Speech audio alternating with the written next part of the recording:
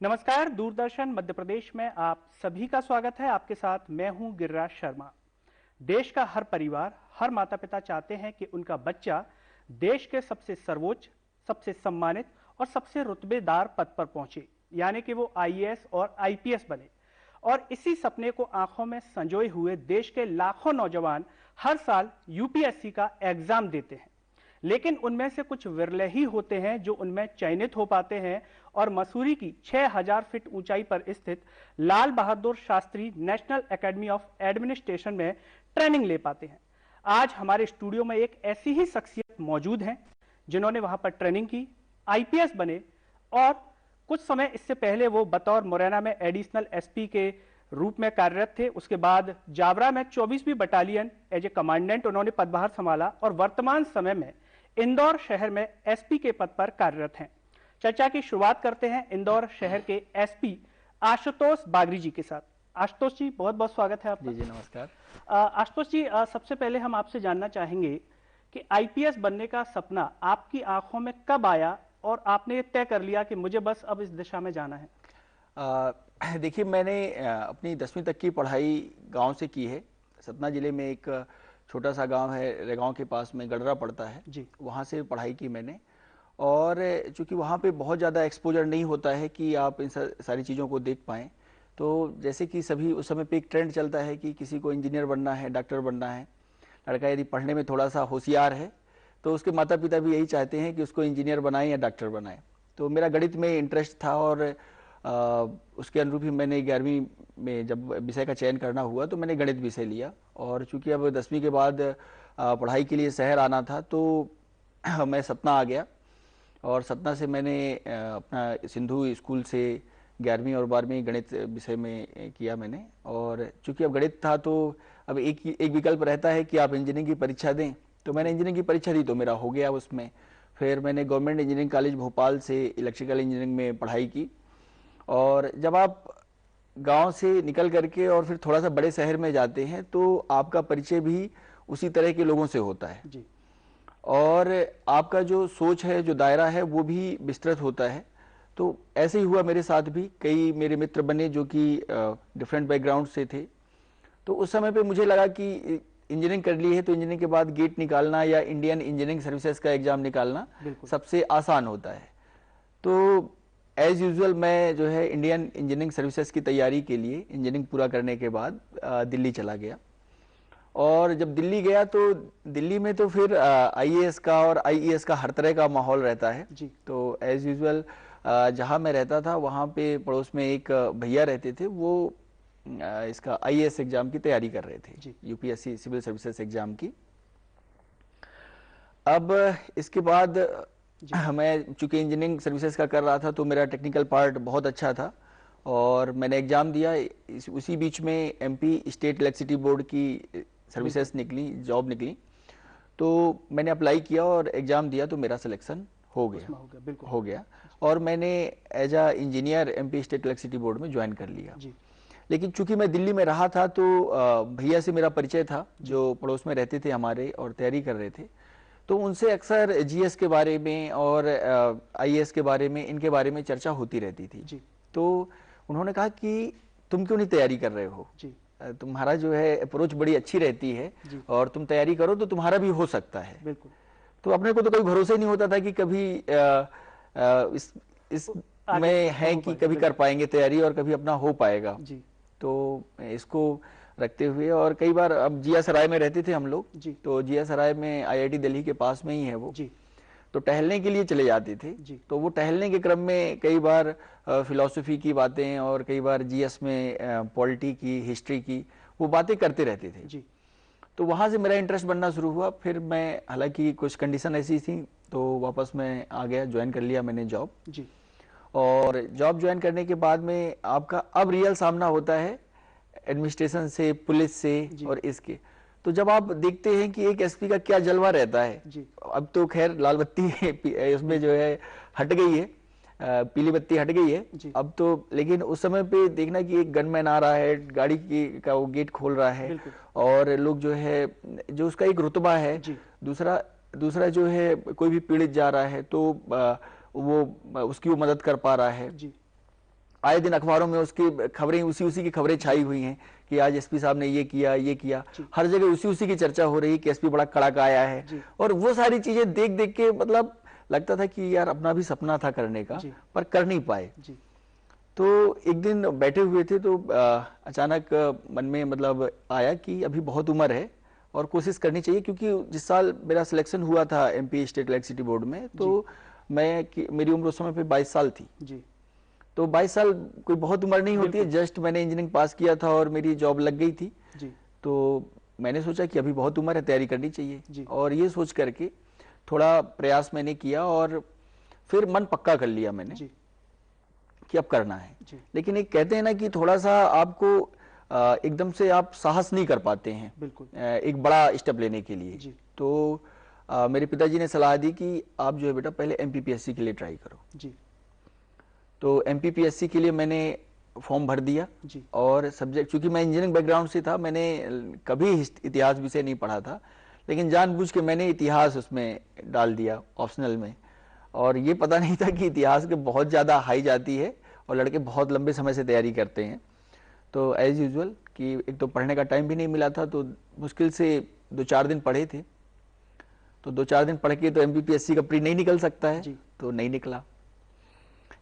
तो एक मन में जो एक टीस रहती है ना कि एक उस समय वो जो ये जो 22 साल की एज होती है, 21 साल 22 साल की जो जोश रहता है, तो ये आप एक्सेप्ट नहीं कर पाते कि आज तक मैंने कोई एग्जाम दिया तो मैं फेल नहीं हुआ, इसने मुझे फेल कैसे कर दिया।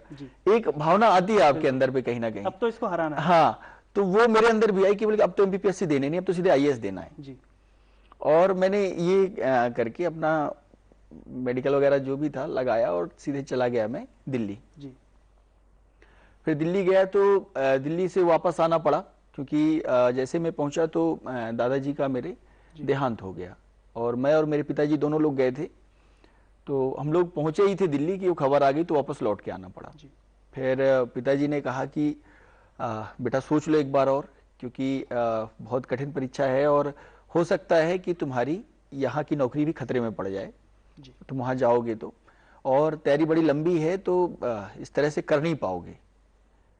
तो फिर मैंने कहा कि पापा अब सोच लिया है, अब यही करना है, अब ये तो ऐसा है कि समय की बात है कि ये रहे नौकरी या जाए, क्योंकि जहां पे आप अब खुश नहीं है, आपने जो सपना सोच रखा है, यदि आप उसको जी नहीं पा रहे हैं तो फिर उसमें जबरदस्ती घसीटने का खुद को कोई मतलब नहीं है। बिल्कुल। और दूसरा मैंने एक चीज सोची थी कि इंसान की जो जिंदगी है, जो मानव जीवन है, वो एक ही बार मिला है, आगे का पता नहीं मिलता है, ठीक है। तो जो करना है इसी जिंदगी में करना है, तो जब करना ही है इसी जिंदगी में तो अभी क्यों नहीं। बिल्कुल। तो फिर मैंने डिसाइड किया और मैं चला गया। इस बार मैं अकेले ही गया, भैया थे मेरे कजिन ब्रदर हैं वो साथ में थे, वो गए और मैं चला गया दिल्ली जी। और चूंकि कभी ऐसा नहीं हुआ था कि कोई प्रॉपर गाइडेंस हो और सही तरीके का क्या पढ़ना है क्या नहीं पढ़ना है, और कोई था भी नहीं आसपास, कभी परिवार में भी और आसपास में भी कोई की जो कभी इस एग्जाम में अपीयर हुआ हो या सफल हुआ हो। यानी कि आपके परिवार में अगर बात की जाए या दूर दराज के रिश्तेदारों में बात की जाए तो आप पहले आईपीएस? हाँ बिल्कुल, कोई नहीं था। तो ये एक नुकसान भी था, क्योंकि आपको कुछ भी पता नहीं था कि कैसे करना है क्या करना है, बस ये था कि बनना है जी। और चले गए दिल्ली जाकर के कोचिंग ज्वाइन कर ली, और फिर कोचिंग में ही डॉक्टर भूपेंद्र शर्मा मुरैना के रहने वाले हैं, तो भूपेंद्र शर्मा से परिचय हुआ और लोकेश मीणा राजस्थान के थे, उनसे परिचय हुआ। हम लोग आपस में मतलब साथ में रहने लगे और पढ़ाई करने लगे। धीरे धीरे करके और मित्र बनते गए और चीज़ों की समझ होती गई। तो पहले प्रयास में मैंने दिया तो मेरा इसका प्रीलिम्स एग्जाम क्वालिफाई हो गया और मेंस लिखना था। हालांकि मैं बहुत कम समय पढ़ पाया था, मुश्किल से 1 या 1.5 महीने का टाइम ही ठीक से मिला था पढ़ाई करने का, लेकिन प्रीलिम्स क्वालिफाई हो गया और वो भी इतिहास विषय से क्वालिफाई हुआ, जिसमें कि एमपीपीएससी ने फेल कर दिया था। एमपीपीएससी में सफल नहीं हो पाया था, लेकिन यूपीएससी सिविल सर्विसेज में इतिहास विषय लेकर ही प्रीलिम्स क्वालिफाई किया। तो थोड़ा सा कॉन्फिडेंस बढ़ा कि अब जो है मेंस के लिए अच्छा करना है। लेकिन प्रीलिम्स क्वालिफाई करना बहुत अलग बात है और मेंस में क्वालिफाई करना अलग है थोड़ा सा। तो इसके बाद जब तैयारी शुरू करी इसकी, तो कुछ पता तो था नहीं कि आंसर राइटिंग करनी होती है, टेस्ट पेपर लिखने होते हैं, क्या पढ़ना है, कैसे पढ़ना है। तो ऑफ कोर्स, और दूसरा छुट्टी लेकर के जा रहा था, एक महीने की छुट्टी ली, फिर वापस चले गए, फिर छुट्टी ली, फिर वापस चले गए, तो वो प्रॉपर तरीके से तैयारी भी नहीं हो पाती थी। तो फिर वापस चला गया मैं सतना कुछ समय के लिए। और दूसरा, अब इस बार बोले कि अब तुम्हें जाने ही नहीं देंगे। अब मेरा यूपीएससी का प्रीलिम्स निकल गया था और मेंस एग्जाम देने के लिए परमिशन, मतलब यहाँ से परमिट ही नहीं हो रहा था कि आपको छुट्टी मिलेगी और आप जाकर के तैयारी करो और दे पाओ एग्जाम। तो थोड़ा सा मैं ऊहापोह में रहा, फिर मैंने डिसाइड किया कि अब जो होना होगा देखा जाएगा जी। मैं तो चला, और फिर जो है मैं चला गया यूपीएससी की तैयारी, मेंस की तैयारी के लिए जी। और इसी बीच में मुझे ऑफ कोर्स जो होना था कि नौकरी से निकाल दिया गया, डिस्चार्ज कर दिया गया कि ये जो है छुट्टी पे रहते हैं। खैर, तो खैर मैं चाह भी यही रहा था, क्योंकि उसमें बॉन्ड का पैसा था, तो यदि मैं अपने से छोड़ता तो मुझे उस समय पैसे ही नहीं थे इतने कि मैं दे पाता, तो बेहतर है कि आप ही निकाल दो जी। तो उन्होंने निकाल दिया मुझे। तो मैंने कहा ठीक है यार, एक जो बर्डन था वो निकल गया। अब मैं पूरा फुल फ्लैश्ड होकर के, जैसा कि अभी आपने चर्चा में कहा कि एमपीपीएससी में आपने इतिहास विषय चुना और उसमें आप क्लियर नहीं हो पाए, और यूपीएससी में आप इतिहास से पास हो गए, यानी कि आपकी वो टीस भी दूर हो गई कि मैं वहां हारा था, यहाँ जीत गया। हाँ। और यूपीएससी में भी आप क्वालिफाई हुए। हाँ। और आपने अपने पापा जी से जब कहा कि बस एक ही जिंदगी और अब यही करना है, और जब करके आप आ गए, जब पहली बार आप आए, सिलेक्शन हुआ, वो पल, वो एहसास के बारे में हमें बताया, क्योंकि जब इतनी बड़ी परीक्षा में चयनित होना और परिवार के और रिश्तेदार के बीच में आना, तो वो अनुभव, वो जो फीलिंग्स है। गिरिराज जी, देखिए क्या होता है कि जब आपको सफलता बहुत आसानी से मिल जाती है तो बड़ा उत्साह रहता है ना। बहुत जल्दी आपने एक प्रयास किया और 2 प्रयास किए, आपको मिल गई सफलता, तो बड़ा उत्साह रहता है। लेकिन जब आपको लगातार धक्के खाने पड़े और लगातार प्रयास करना पड़े और छोटी छोटी गलतियों के कारण आप असफल हो जाएं, तो आप फिर बड़े सावधान हो जाते हैं। ठीक है, तो मेरा जब सिलेक्शन हो गया तो इसके बाद भी मैंने तैयारी करना नहीं छोड़ा। मुझे लगा कि हो सकता है कि आईपीएस ना मिले, आईएएस ना मिले और कोई नीचे की सर्विस मिले, तो क्यों रिस्क लेना जी। तो मैं घर ही नहीं आया, मेरा रिजल्ट आया, मैंने साइड रख दिया उसको कि हुआ सिलेक्शन, नहीं हुआ बाद में देखेंगे, अभी सामने पे प्रीलिम्स एग्जाम है, तो प्रीलिम्स एग्जाम पे फोकस करते हैं जी। तो लिटरली कहा जाए तो ना मेरे मित्रों में ना हम लोगों ने कभी इस तरह का एहसास होने ही नहीं दिया था तब तक, जब तक कि अगला प्रीलिम्स एग्जाम का पेपर नहीं हो गया। जब प्रीलिम्स एग्जाम का पेपर हो गया तो फिर सभी ने पार्टी करी और फिर सब लोग बिल्कुल खुश रहे, और फिर मैं भी घर आ गया अपने। तो ऑफ कोर्स थोड़ा सा खुशी तो होती है। बिल्कुल। अभी आपने बतौर इंदौर एसपी के पद पर जो पदभार संभाला है, तो जब भी कोई अधिकारी आता है उसकी अपनी प्राथमिकताएं, प्रायोरिटीज होती हैं। तो इंदौर के अगर हम संदर्भ में बात करें तो यहाँ पर क्या क्या आपकी प्रायोरिटीज हैं? देखिए, एज अ इंदौर एसपी जो एक सबसे प्राथमिकता है मेरी कि यहाँ पे जो भी लोग हैं, जो भी नागरिक हैं इंदौर के जी, वो यदि पुलिस के पास जाएं तो उनकी अच्छे तरीके से सुनवाई हो जी, उनकी समस्या का निराकरण हो, और उनके साथ जो एक पुलिस को लेकर के उनका एक जो माइंड है जी, वो चेंज हो, वो एक मित्रवत और एक सहयोगी का जो छवि है उनके मन में बने। इसका मेरा सबसे पहला प्रयास है, और इसी के लिए हम लोगों ने जो एक शिकायत निराकरण का जो सिस्टम है एसपी ऑफिस में, उसको चेंज भी किया है और थानों पे भी चेंज किया है। और इसीलिए ये व्यवस्था करी है कि थानों में जो शिकायत की सुनवाई करते हैं जो लोग, वो बहुत ही अनुभवी, कूल माइंडेड और ऐसे लोग हों जो कि संवेदनशील हों। तो अब जो है ये ड्यूटी ऑफिसर के तौर पे समझदार और सीनियर और ऐसे लोगों की ही उसमें ड्यूटी लगाई जा रही है। तो एक इसका अच्छा परिणाम रहा कि चूंकि आप जो आवेदक जाते हैं, जो नागरिक जाता है, पीड़ित है, तो उसके पास विकल्प थाने के अलावा भी सीएम हेल्पलाइन का होता है। तो हम लोगों ने देखा कि जब ये हम लोगों ने थानों पे अच्छे से सुनवाई करनी शुरू कर दी तो सीएम हेल्पलाइन की शिकायतों की संख्या भी कम हो गई जी। तो एक ये हमारा प्रयास है। दूसरा ये प्रयास है कि समय सीमा में शिकायतों का निराकरण हो जी। तो उसके लिए एक सिस्टम हम लोगों ने तैयार किया है कि जो भी व्यक्ति समक्ष में उपस्थित होता है तो या कि किसी भी तरीके से शिकायत जाती है तो उसमें 7 दिन के अंदर में उसका प्रतिवेदन आ जाए जी। और यदि शिकायत का निराकरण 7 दिन में नहीं हो सकता है तो उसका एक पूरक जो है लिख करके आ जाए उसमें कि अभी जो है इस स्टेज में है और इस कारण इसका निराकरण नहीं हो पा रहा है जी। तो एक ये प्रयास है हमारा कि सुनवाई हो और अच्छे तरीके से उनका जो जब भी आप थाने जाएं तो आपको मित्रता का एहसास हो कि पुलिस हमारी सुरक्षा के लिए है, हमारी मदद के लिए है। जी। दूसरा मेरा जो प्रयास है पुलिस के लिए जी। कि जो पुलिस के जवान हैं वो बहुत ही डिस्ट्रेस में रहते हैं। जी। कई बार इंदौर में भी आप देखें तो रात को 12, 1, 2 बजे तक बिल्कुल एक नॉर्मल ड्यूटी रहती ही रहती है और फिर नाइट गश्त और वो सारी चीजें तो अलग ही हैं। तो एक औसतन देखा जाए तो एक पुलिस वाला करीब 12 से 14 घंटे अपनी सेवाएं देता है और वो अपने फैमिली के साथ में समय स्पेंड नहीं कर पाता है। और तो ऑफ कोर्स उससे जो है ये बहुत इंपॉर्टेंट है कि जो सुविधाएं उसको मिलनी चाहिए, जो एक ह्यूमन ट्रीटमेंट होना चाहिए वो उसके साथ हो।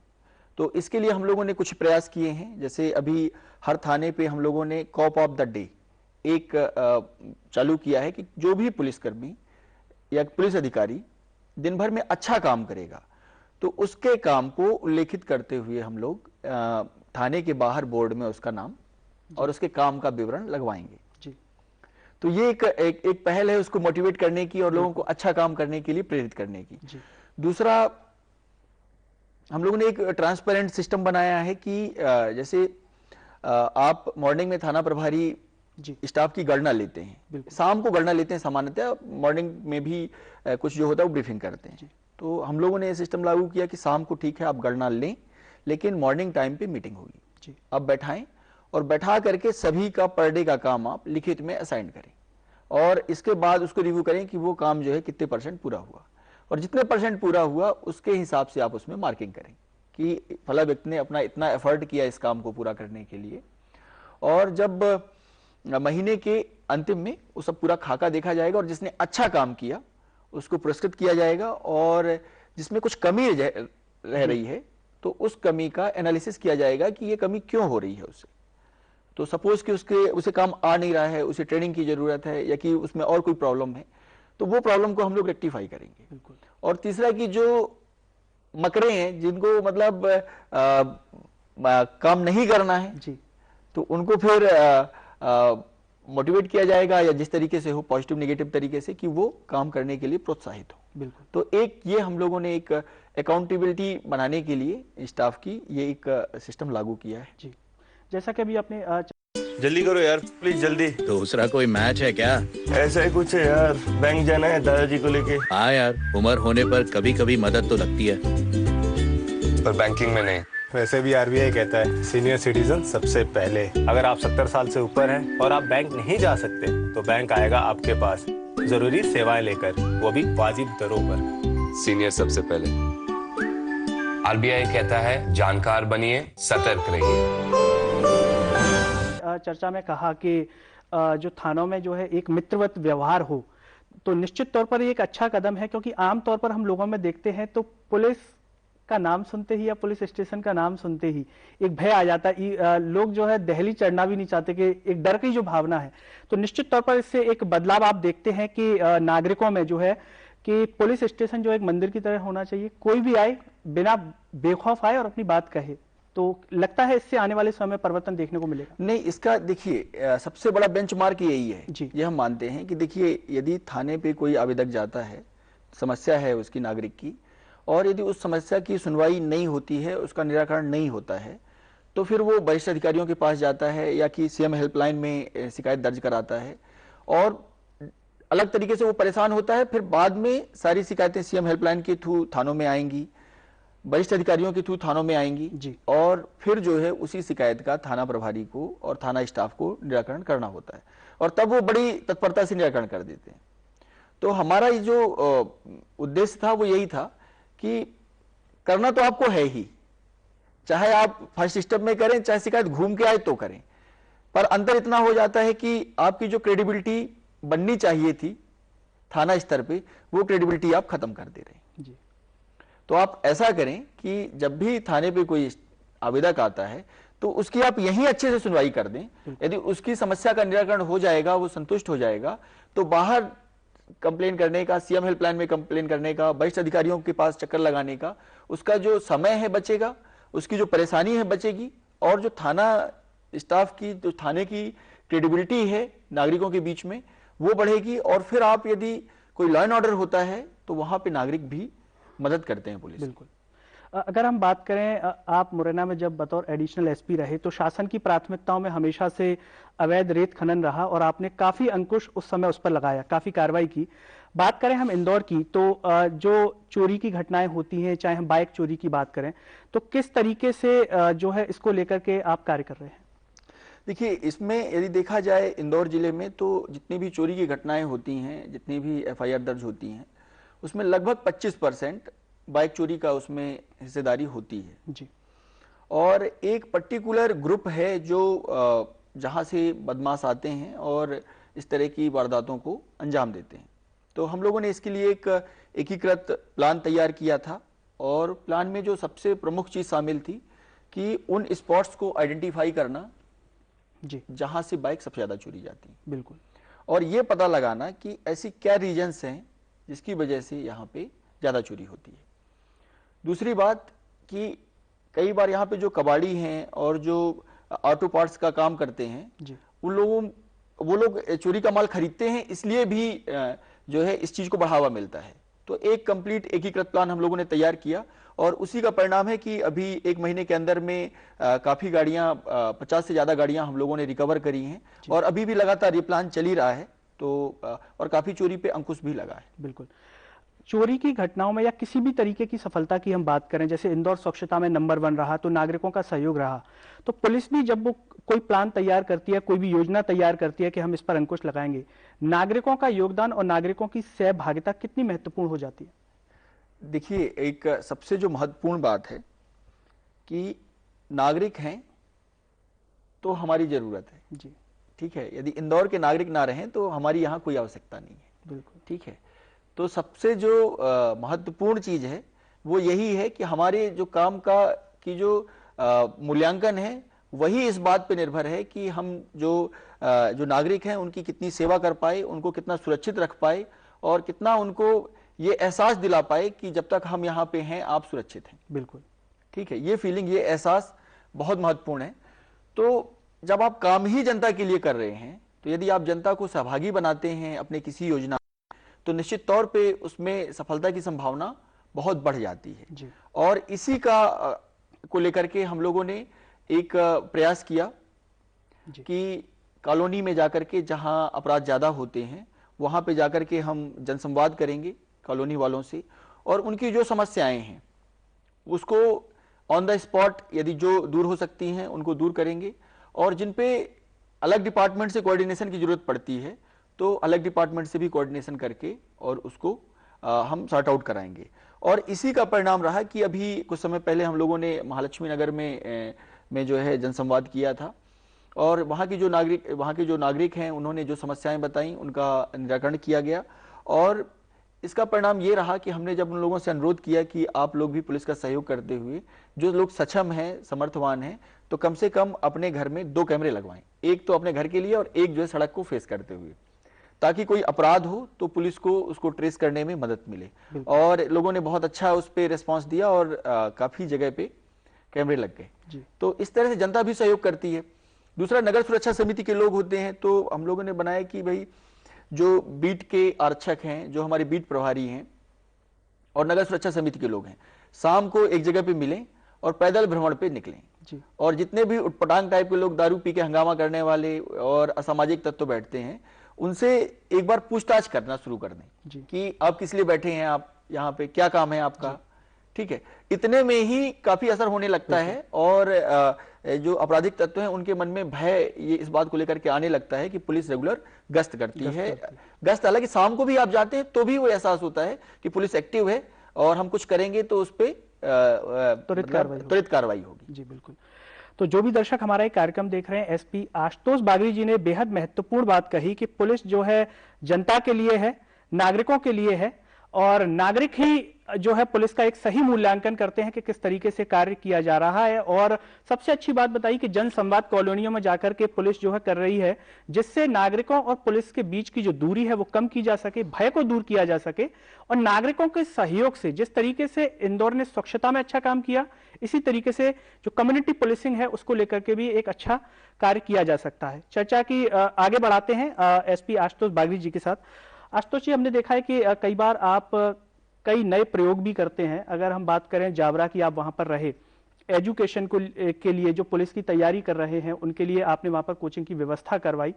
और कोरोना के काल में जब सभी लोग घरों में बंद थे तो वहां पर भी ऑनलाइन जो है माध्यम से आपने जो है बच्चों की पढ़ाई के लिए ऑनलाइन जो है किया। तो किस तरीके से विचार आपके मन में आया? आपको पढ़ाई का शौक है इसलिए आपने किया, या आपको लगा कि कहीं ना कहीं विद्यार्थियों का इससे फायदा होगा? किस तरीके से? देखिए, बिल्कुल सत्य बात यह है कि पुलिस का जो सही मूल्यांकन है वो जनता करती है जी, ठीक है। और जनता है तो पुलिस है भी, जो है पुलिस होने से पहले जनता का ही पार्ट है जी, ठीक है। जनता भी है, देश के नागरिक भी हैं। तो ये एक पुलिस वाला होने के नाते एक जिम्मेदारी भी बनती है कि आप वहाँ के लोगों के लिए कार्य करें। तो चूंकि मेरी पोस्टिंग बटालियन में एज अ कमांडेंट थी, तो वहाँ बहुत ज़्यादा कमांडेंट को काम नहीं होता है जी। और रिसोर्सेस बटालियन में बहुत सारे होते हैं, जैसे कि जो बटालियन में अक्सर ऐसा होता है कि एक कंपनी कंटिन्यूसली वहाँ ट्रेनिंग करती रहती है और बहुत ही ट्रेंड आरक्षक होते हैं और ट्रेंड जो उस्ताद होते हैं वो बटालियन में रहते हैं जी। इसके अलावा जो डीएसपीज या असिस्टेंट कमांडेंट वहाँ पोस्ट होते हैं, कई एक सब इंस्पेक्टर सूबेदार वहाँ पे होते हैं, तो वो लोग भी बहुत पढ़े लिखे और बहुत इंटेलेक्चुअल होते हैं। तो इसी को लेकर के हमारे दिमाग में विचार आया कि जब ये पुलिस की भर्ती आई तो इस बटालियन के रिसोर्सेस का आम जनता के हित के लिए क्यों ना प्रयोग किया जाए। और उसमें हमारा कोई भी खर्चा नहीं हो रहा है। खाली टाइम पे जब जो उस्ताद हैं कुछ नहीं कर रहे हैं तो बेहतर है कि उनके अंदर भी एक सेंस ऑफ रिस्पॉन्सिबिलिटी आती है और उन्हें भी अच्छा लगता है कि हमारी जो स्किल है वो किसी काम आ रही है। तो इसी को ध्यान में रखते हुए हम लोगों ने पुलिस आरक्षक भर्ती की ट्रेनिंग भी करवाई।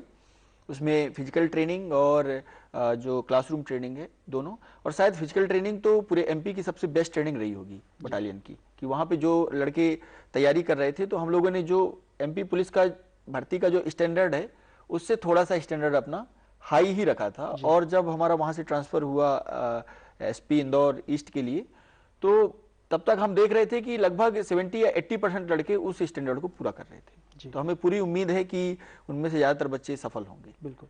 तो आशुतोष जी, चलते चलते जो भी दर्शक हमारे कार्यक्रम देख रहे हैं, चाहे वो एमपीपीएससी की तैयारी कर रहे हो, यूपीएससी की और पुलिस भर्ती की भी, उन्हें क्या संदेश देंगे और साथ ही साथ इंदौर के नागरिकों को आप क्या कहना चाहेंगे? देखिए, जो भी मेरे साथी यूपीएससी की या कि एमपीपीएससी की तैयारी करना चाहते हैं, तो उनसे सभी से मेरा यही कहना है कि आप अपने दिल की सुने।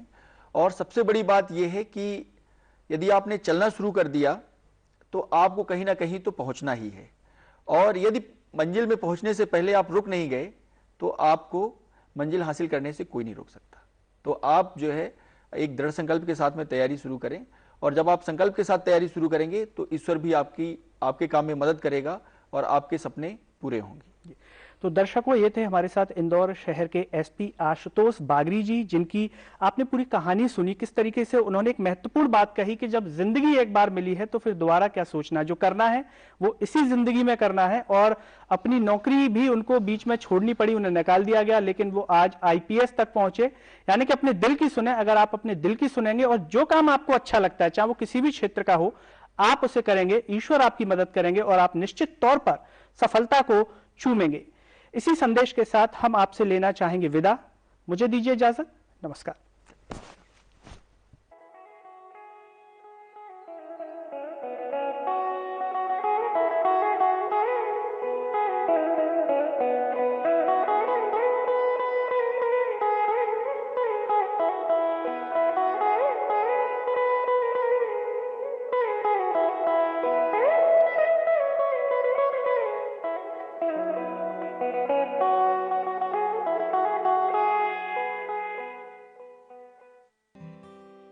तैयार हो गया लक्ष्मी? जी बस तैयार है।